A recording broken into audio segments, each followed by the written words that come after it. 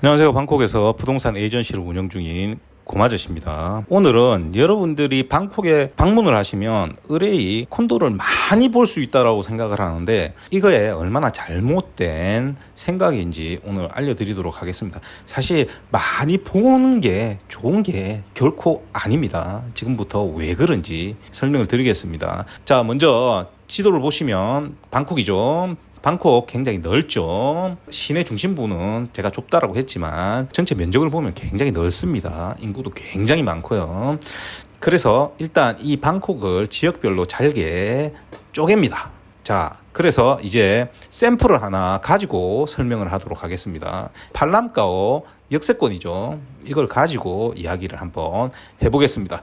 자, 팔람까오 역세권 주변에 콘도가 굉장히 많겠죠. 그런데 제가 하이엔드 콘도가 아닌 이상 준공 1년 이내 혹은 현재 분양 건설 중인 콘도를 구매해야 유리하다고 가르쳐 드렸죠. 그래서 이 조건에 부합하는 팔람까오 역세권에 있는 콘도는 6개입니다. 지금 보이시는 6개고요. 그런데 여러분이 이 지역의 콘도를 사야 한다고 하면 이 6개를 다 보려고 합니다. 그런데 이 6개를 다 볼 필요가 전혀 없습니다. 자, 먼저 가격부터 비교를 해봅시다. 여기서 가격은 사야 하는 유닛이니까 고층에 조망이 나오는 유닛이어야 합니다. 예를 들어 이 콘도가 30층이라고 하면 21층부터고 조망이 잘 나오는 유닛이어야 되며 가격은 단위당 가격으로 평가를 합니다. 즉 스퀘어미터당 가격이 되겠죠.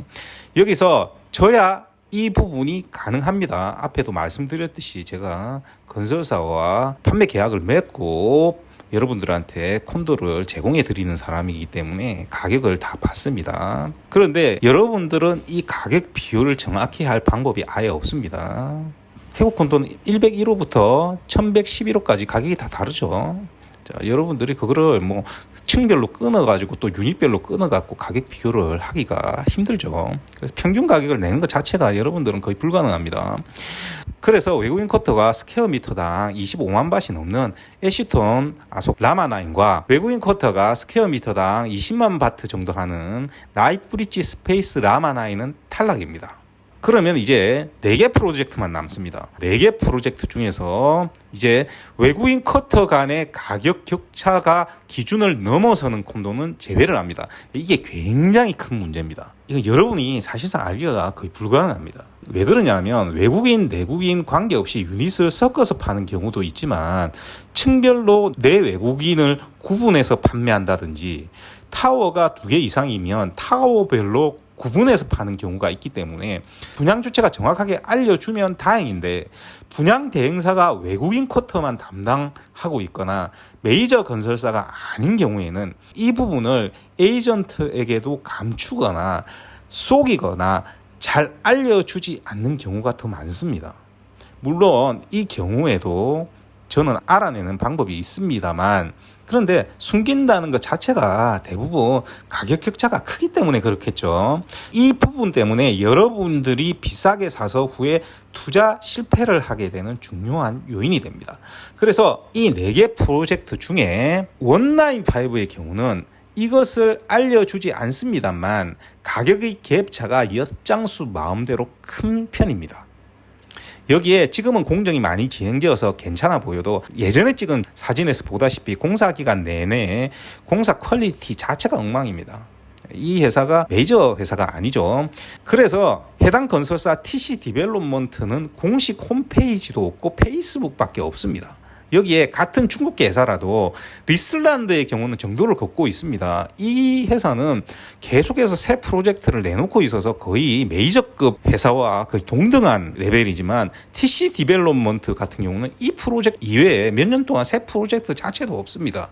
자, 그리고 예전에 이 회사가 만든 프로젝트 TC 그린을 보면 관리 자체가 개판 5분 전입니다. 대기업들처럼 관리를 전담하는 자회사가 없어서 시스템 자체가 부재하다고 밖에 볼 수가 없겠죠. 이 콘도가 사실은 처음 분양할 때는 120층 빌딩 부지 바로 옆이었기 때문에 위치가 워낙 좋아서 방콕에서는 드물게 분양 첫날 줄까지 섰을 정도로 인기가 초반에는 많았습니다. 그런데 인기가 곧 식었습니다.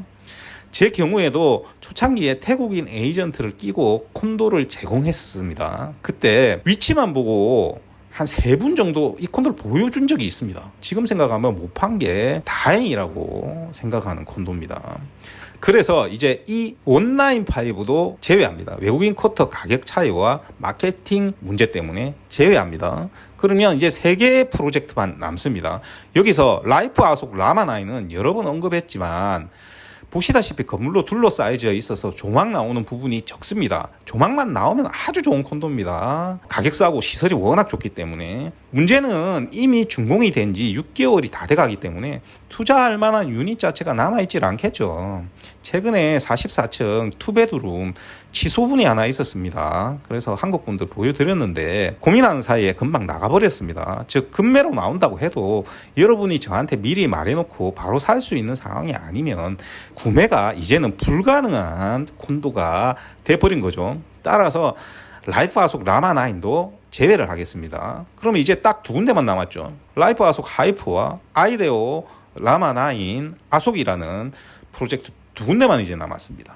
자, 그러면 이제 가격 기준에서 2 콘도만 남았으니까 이제 다른 기준으로 한번 적용을 해보겠습니다. 그러면 구분이 또 바로 쉽게 되겠죠. 일단 입지를 봅시다. 그냥 눈썰미 있으신 분이 지도만 봐도 라이프 아속 하이프가 입지가 더 낫다는 것을 아실 수 있을 겁니다.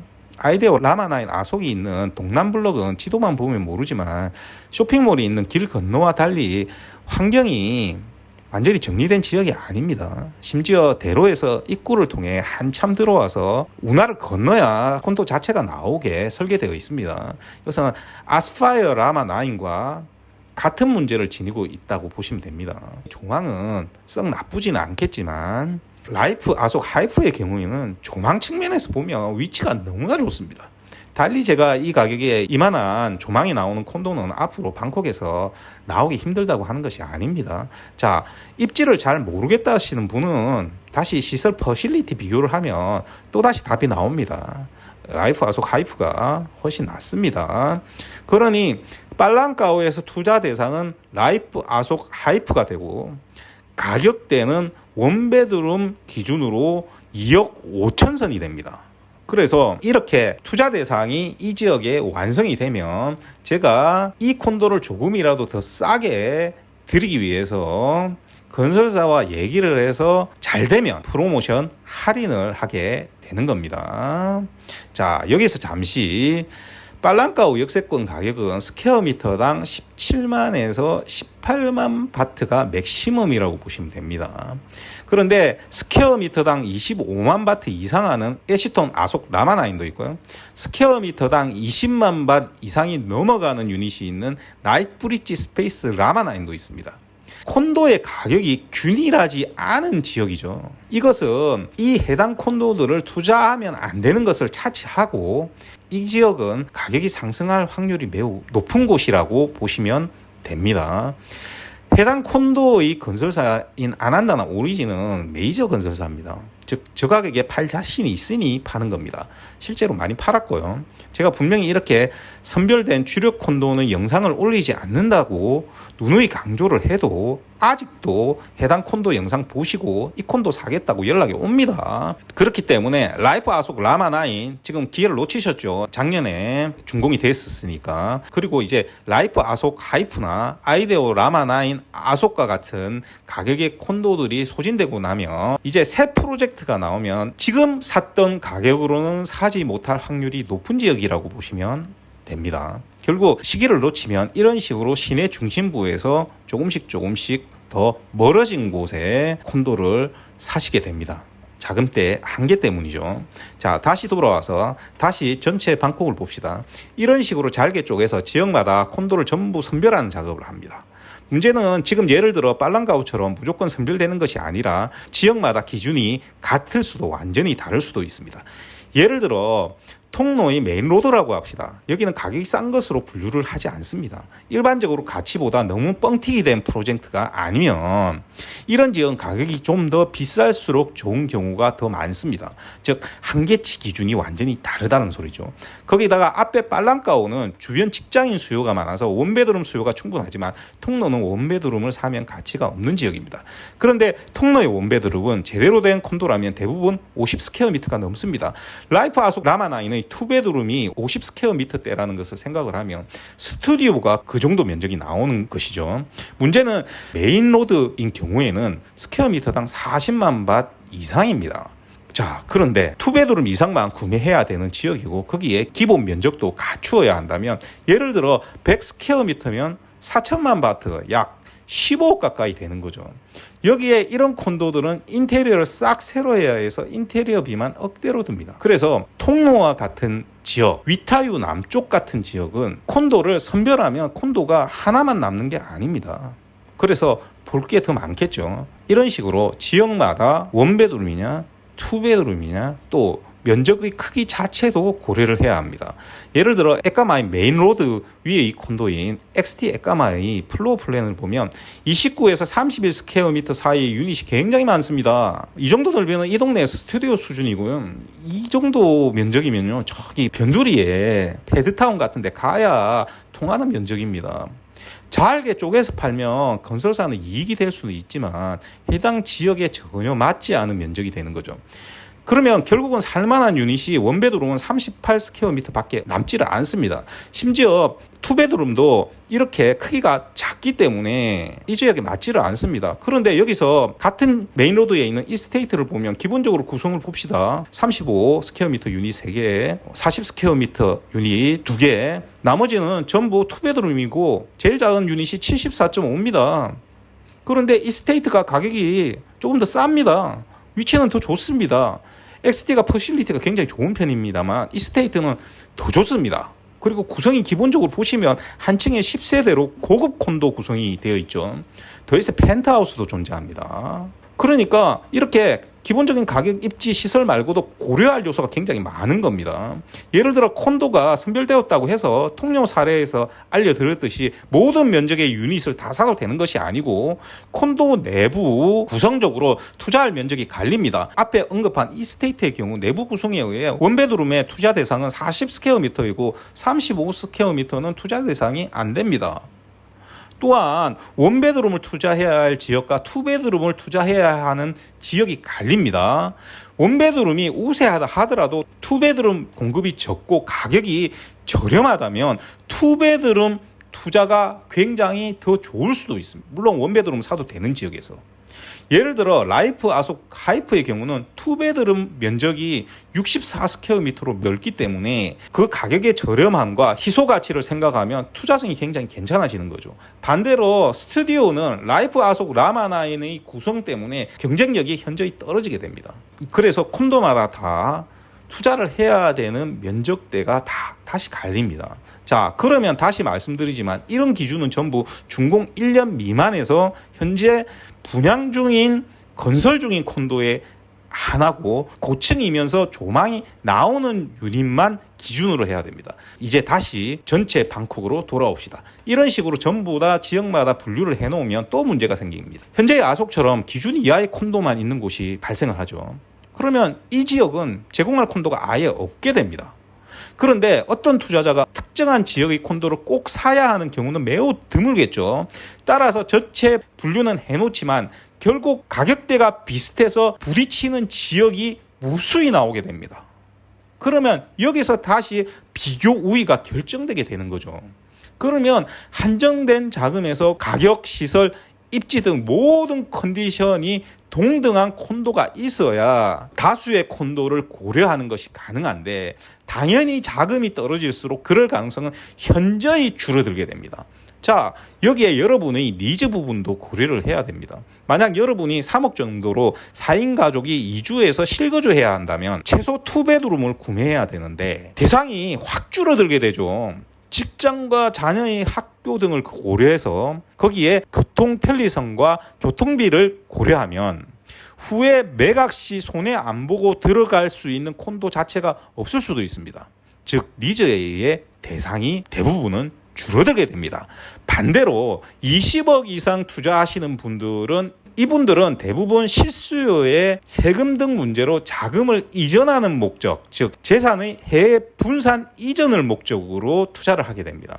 즉 3개월 살고 9개월 비워놓아도 아무런 상관이 없는 투자의 형태가 되겠죠. 이런 하이엔드급 콘도가 들어가는 지역은 구분해서 비교할 필요가 없게 됩니다. 그러니 많으면 10개 이상도 봐도 아무런 상관이 없게 되는 거죠. 즉 투자금이 크면 리즈가 발생을 하면 영향을 받는 경우가 적기 때문에 그렇습니다. 즉 골라 잡으면 되는 상황이 생기는 거죠. 그런데 반대로 자금이 적으면 니즈가 생길수록 내가 선택할 수 있는 옵션 자체가 사라질 수도 있는 겁니다. 즉 제가 최근에 1억 5천만 원 이하의 투자 가능한 프로모션을 하고 있지만 여기 와서 몇 년 만에 이 가격대의 프로모션은 이제 처음 하는 겁니다. 그만큼 가격이 낮아지면 투자할 콘도가 거의 없는 겁니다. 그래서 제가 1억으로 콘도를 제대로 투자한다는 것이 방콕에서 사실상 불가능하다고 하는 겁니다. 그런데 당연히 저 1억 5천만 원 이하의 투자 가능한 프로모션의 콘도가 있다고 하고 그것이 같은 가격대에서는 아무리 투자성이 좋다라고 하더라도 우리가 앞에서 선별을 해왔지 않습니까? 당연히 선별해 놓은 2억 5천만 원 이하의 콘도가 또 3억 5천 이하의 콘도가 10억 이하의 콘도가 이렇게 금액이 늘어날수록 더 시내 중심부에 가깝고 컨디션이 훨씬 좋아서 투자 가치가 더 높게 되는 것은 당연한 결과가 되겠죠. 자, 결론적으로 이렇게 분류해 놓으면 여러분들이 저와 상담을 하고 자금대와 고려할 니즈에 대한 내용을 접수를 제가 하게 되면 결국 남은 것은 해당 콘도에 유닛이 있나 없나를 제가 살펴보는 것밖에는 남지를 않습니다. 사실상 그렇습니다. 간단하게 1,000만 받으면 3억 7천 정도 되는데 이 자금 이하의 콘도를 투자용으로 찾는다라고 하면 지역이 전혀 다른 두 개의 프로모션이 대상이 됩니다. 문제는 두 콘도의 준공 시기는 전혀 같지를 않습니다. 빨리 준공되어야 하는 조건이 발생해버리면 당연히 빠른 준공의 콘도가 선택돼 버리고요. 반대로 현재는 잔금을 치르는 게 불가능하지만 2년 후 준공이 될 때는 충분히 잔금 확보가 가능한 분은 준공 시기가 더 긴 프로젝트가 투자 대상이 되는 거죠. 이런 식으로 선택할 수 있는 옵션이 다시 또 조건에 의해서 줄어들게 되겠죠. 결국 여러분들이 태국에 오셔서 콘도를 많이 보려고 하시는 경향은 제가 카드를 문의별로 전부 다 정리를 해놨는데 이것을 여러분들이 떨어뜨려서 흩뿌리는 것밖에 안 됩니다. 즉 엔트로피를 증가시키는 것과 다를 바가 없는 거죠. 그리고 건설이 한참이라 쇼룸이 없거나 태국은 쇼룸에 모든 유닛 모델하우스를 만들지를 않습니다. 그래서 굳이 볼 수가 없기 때문에 도면 보고 얘기를 해야 하는데 비싼 돈 들여서 콘도 사러 방콕에 오실 이유가 없다라고 하는 겁니다. 어차피 돈은 태국 밖에서 달러로 송금을 해야 됩니다. 그러니까 콘도도 사고 관광 며칠 하실 요량이면 모르겠습니다만 콘도만 사러 굳이 오실 필요가 없다는 겁니다. 어차피 한 번은 또 와야 됩니다. 자, 결론적으로 여러분이 3억으로 3인 가족 거주할 콘도를 구한다라고 하면 여러분이 볼 콘도는 있거나 없거나의 문제이지 여러 콘도를 유람하듯이 볼 수 있는 것이 아니라는 겁니다. 그리고 보시다시피 아무 필요도 없이 어차피 선택은 뻔한 것인데 여러분들에게 허접한 콘도 여러 개 섞어서 보여줘봐야 그건 에이전트인 제가 물건 팔기 위해서 기술 쓴 것밖에 안 됩니다. 따라서 여러분들이 이런 잘못된 접근법을 버리셔야 됩니다. 보시다시피 여러분들이 획득할 수 있는 정보량이라는 게 한계가 굉장히 명확합니다. 거기다가 여러분들이 획득한 정보라는 게 정확성도 굉장히 떨어집니다. 따라서 이런 잘못된 방법으로 접근을 하면 결정하는데 결국은 무질서함만 더 생기게 됩니다. 그래서 실패를 하게 되는 요인이 될 수도 있는 겁니다.